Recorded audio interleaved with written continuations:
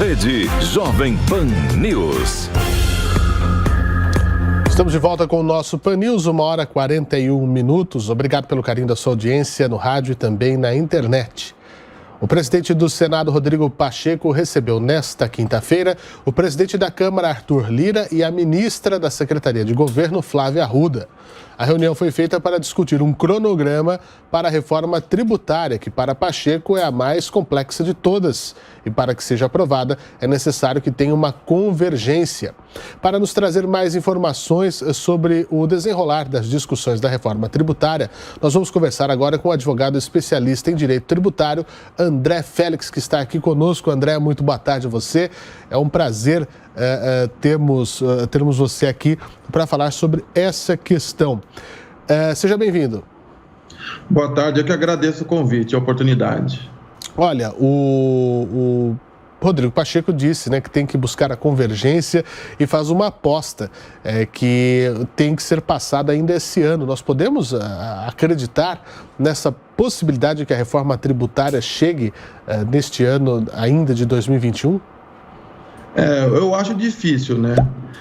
Todo mundo entende que há uma necessidade de uma reforma tributária, o mercado exige uma reforma tributária, mas qual reforma tributária nós queremos? Será que essa reforma tributária, nesses projetos de reforma tributária, é o que realmente resolverá os problemas do sistema tributário nacional? Então, se for para fazer um debate verdadeiro, um debate honesto, dos desejos dos cidadãos, dos empresários, dos investidores, dos trabalhadores, de qual seria a melhor reforma tributária, nós já estamos praticamente iniciando o segundo semestre. Eu acho impossível ser aprovado esse ano.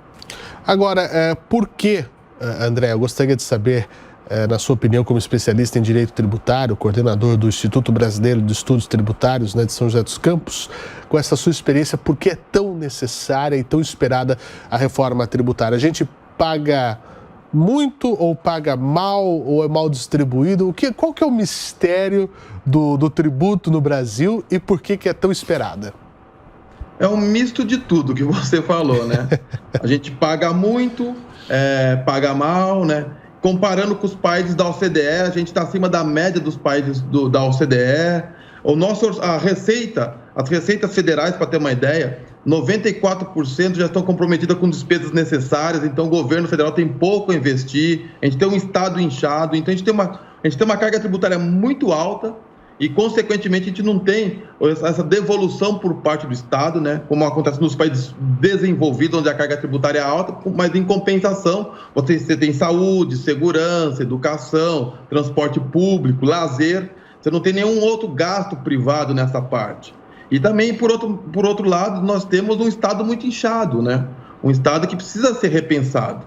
Então, antes de falar de uma reforma tributária, tem que se fazer a reforma administrativa. Fazer a reforma tributária antes da reforma administrativa é totalmente errado. É colocar o carro na frente dos bois, né? Como diz no popular.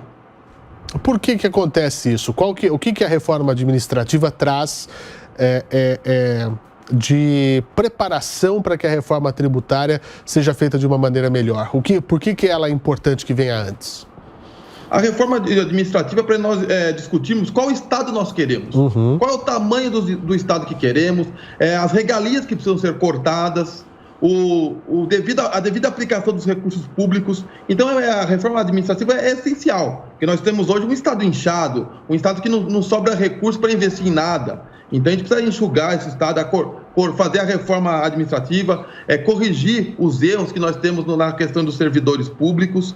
Aí sim, vamos ter um Estado que entendemos ser ideal, onde o Brasil vai conseguir se desenvolver, para daí começar a pensar numa reforma tributária. Quanto precisa se arrecadar para manter esse Estado? Por isso tem que fazer uma reforma administrativa antes, para depois fazer uma reforma tributária. Essa reforma tributária que está aí, né? A discussão são duas.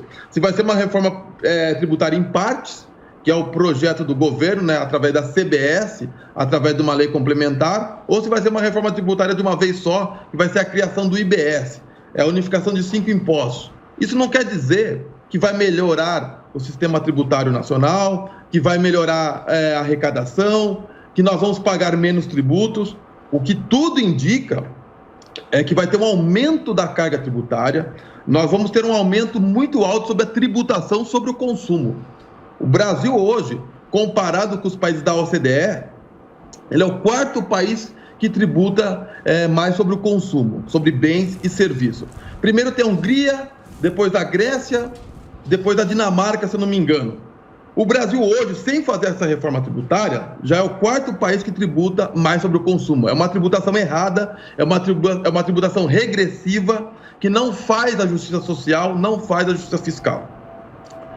Se passar a CBS, que essa reforma do governo que ele considera em partes, ou se passar a IBS, com certeza nós vamos ter um aumento da carga tributária sobre o consumo, o que desincentiva, né, o consumo interno, o mercado interno. Então, no meu modo de ver, é uma reforma tributária que não vai atingir o objetivo que o investidor, que o cidadão imagina. Ok, agora, tendo isso como entendimento, né, da questão dos tributos, nós temos uma questão, vou usar o termo aqui, tripartite, né? Nós temos aí tributos da União, nós temos tributos estaduais, tributos municipais.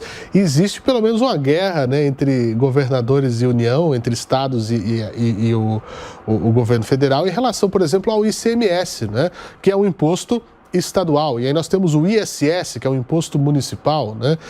Como é que fica essas questões entre os poderes? Porque aí cada um vai reclamar do seu quinhão que vai lhe faltar, né? Que vai ter que abrir mão, ou a legislação, né? Você não pode dar uma isenção sem mostrar de onde é que vai vir aquele que vai faltar, né? Você tem que mostrar, você vai abrir um buraco e vai ter que mostrar como é que você vai supri-lo, né? Como é que fica toda essa questão entre os entes federativos? Exatamente. Hoje no Brasil, a gente tem uma distorção já na arrecadação. A União Federal fica com 70% da receita arrecadada através de tributos. Os estados ficam com em torno de 25% e os municípios ficam em torno com 5%.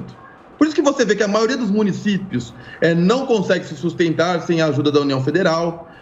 A maioria dos estados estão quebrados, porque a arrecadação fica concentrada na mão da União Federal. Nós temos uma federação distorcida. Se o ICMS é o imposto que mais arrecada no país, é o imposto que incide sobre o consumo, é o imposto que mais arrecada. Os estados, eles têm competência tributária para legislar e instituir o ICMS e cobrar. Os municípios têm competência tributária para legislar, instituir e cobrar o ISS. Se passar a reforma tributária do IBS, que vai ter a unificação de 5 tributos, PIS, COFINS, IPI, que são tributos federais, mais o ICMS, que é o estadual, e o ISS, que é o municipal, quer queira, quer não, por melhor que você defenda o modelo, os estados e os municípios vão perder as suas competências tributárias, vão perder a competência legislativa de legislar, de expor sobre esses impostos. Você pode ver que os municípios são contra, né, essa reforma do IBS, porque ninguém quer perder a sua competência, o seu poder, vamos dizer assim, né, de poder legislar e instituir o tributo nos termos constitucionais, né. Então, eu vejo com muito reticência, eu duvido que a reforma tributária passe esse ano, inclusive por esse ponto, que os municípios e os estados não são a favor dessa reforma tributária, a do IBS, né. Esse é um ponto que dá, então, problemas, né, para poder fazer essa composição mesmo, né? Agora, como é que a gente pode ver também os próximos passos daqui para frente? O que acontece no Congresso? Nós vimos a entrega do relatório, enfim, você mesmo disse que é muito difícil que aconteça algo ainda esse ano, André, mas ano que vem é ano eleitoral e aí sim fica mais difícil ainda, né? Como é que a gente pode prever os próximos passos, o que vai vir, o que vai acontecer? É difícil, né? O Congresso Nacional, cada semana um assunto fica mais importante que o outro, né? Tem essa questão do protagonismo, né? Quem que vai ser o pai da reforma tributária? Então existe essa disputa entre o Senado e a Câmara dos Deputados, entre o presidente do Senado e o presidente da Câmara. A gente tem uma questão muito importante que saiu um pouco da pauta, que é o refis, né? O refis da Covid, né? Por causa dessa pandemia, muitas empresas, muitos contribuintes não estão conseguindo arcar com seus tributos, estão com dificuldades financeiras. É uma questão que deve ser discutida. é uma questão emergencial, né, de ajudar as empresas a saírem da crise. Isso não está sendo discutido. Eu acho que tem que voltar à pauta esse assunto. E a reforma administrativa é muito mais importante agora, no meu modo de ver, do que a reforma tributária. E quer não, a reforma tributária que nós, cidadãos, queremos não é a que está sendo discutida. Nós queremos aquela que tem uma redução da carga tributária. Então, eu vejo com muita dificuldade e eu espero que o Congresso entenda, mas se preocupe mais com a reforma administrativa e a questão de ajudar as empresas, né, os contribuintes a saírem da crise que advinda dessa pandemia. Pois eu gostaria de ouvi-lo a respeito disso. O governo também tem que se focar nisso, né, em como ajudar a população. Isso também passa pelo Congresso, né, essa questão, para que consiga continuar a arrecadar tributos, as pessoas têm que ter ganho, né, para poder pagá-los. Exatamente, isso é o mais importante. Se todo mundo quebrar, o governo não arrecada. Então, quanto mais aquecer a economia, quanto mais o governo estimular o investimento, o crescimento econômico, consequentemente aumenta a arrecadação. Infelizmente, o governo tomou medidas muito tímidas para ajudar os contribuintes, o empresário, as empresas a passarem por esse período ruim da pandemia, né? Só houve prorrogação de prazo de alguns tributos, que no final das contas você tem uma acumulação de tributos quando você tem que pagar o tributo, você teve a prorrogação de prazo. Então foram medidas tímidas que ajudaram pouquíssimo, né, os contribuintes, os investidores, as empresas a gerar novos empregos ou até manter os empregos, né, que já existiam. Então essa questão é fundamental. É fundamental e nós vamos continuar acompanhando isso ao longo do tempo, não é, para ver se a gente tem soluções melhores. Eu gostaria muito de agradecer a você, André Félix, advogado especialista em direito tributário, como eu disse, coordenador do Instituto Brasileiro de Estudos Tributários de São José dos Campos. Muito obrigado aí pela participação conosco. Eu que agradeço isso. E eu também sou coordenador, né, do IBET no curso de tributação sobre o consumo, que debate justamente muito esse assunto da reforma tributária e dos tributos que incidem sobre o consumo, sobre bens e serviços. Então, mais uma vez, obrigado pela oportunidade e boa tarde a todos. É um prazer.